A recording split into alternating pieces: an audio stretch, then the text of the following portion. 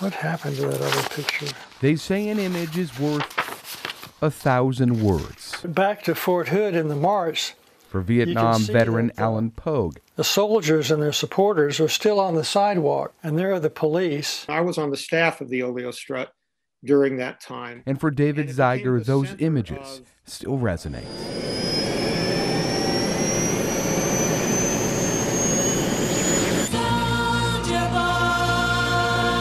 And tell of a history they both say is largely forgotten.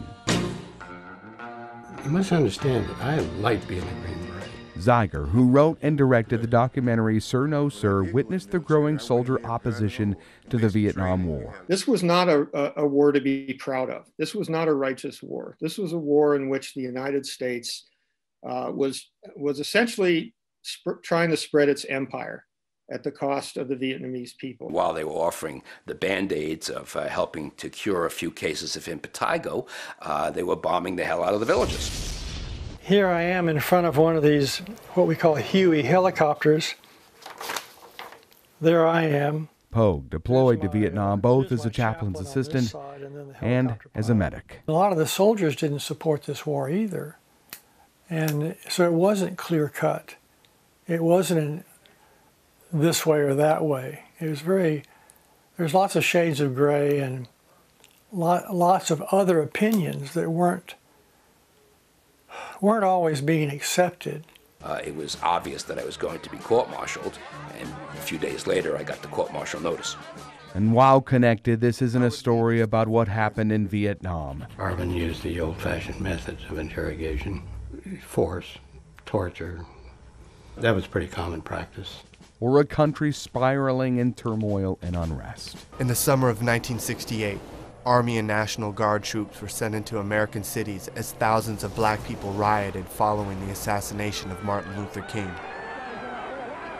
That spring, troops were used against anti-war demonstrators at the Pentagon. Hey, we just come back from fighting the Vietnamese, now they want us to fight the Americans. It's a lesser-known story about 43 black men at Fort Hood who were put in jail. Well, they were making it clear that it was a genocidal thing that was going to go on, and how can I go and commit genocide on my people, shoot my people? For refusing to be weaponized against their own people as riot control in Chicago. They came at us with bayonets. I got cut, I got hit right here with a bayonet.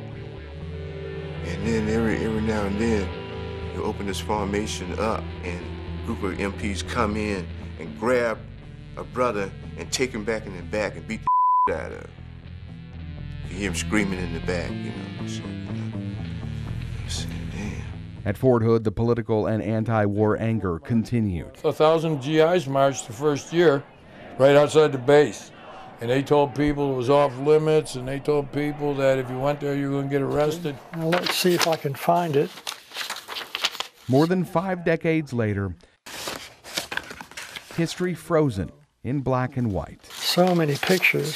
Which Pogue believes should be at the forefront of every Texas history book. I definitely think people should know about the Fort Hood 43. I see them as heroes.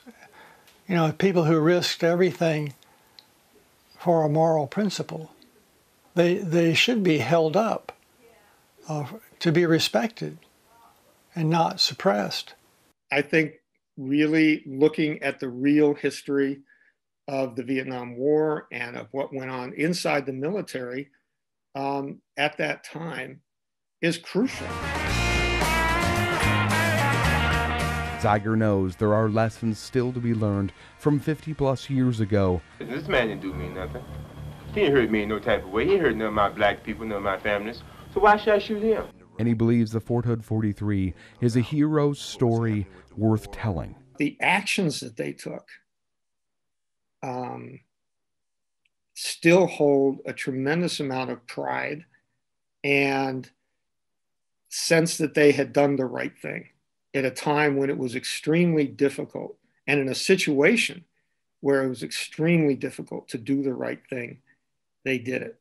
And that's a very powerful thing to carry with you all your life. Barry Roy, 6 News.